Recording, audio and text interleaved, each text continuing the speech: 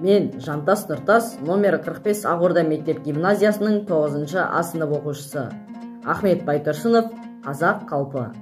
Қаз едік, қатар ұшып қаңқылдаған, Сахара көлге қонып салқындаған, бір өртке қаудан шыққан душар болып, не қалды тәнімізде шарпылмаған.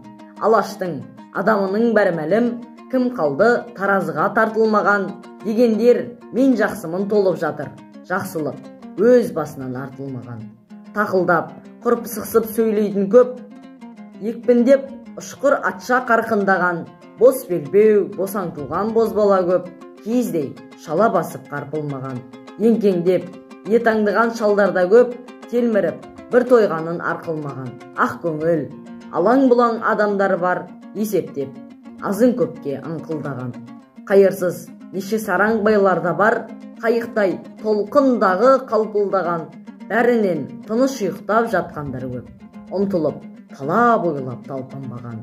Солардың қатарында бізде жүрміз, мәз болып, құр түймеге жарқылдаған, не пайда өнеріңмен біліміңнен, тиісті жерлерінде сарп ұрмаған.